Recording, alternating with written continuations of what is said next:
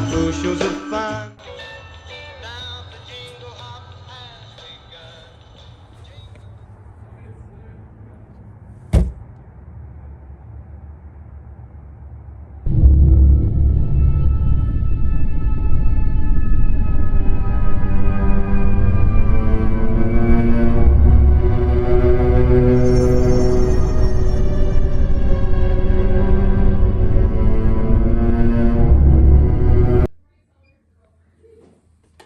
I knew I was forgetting something.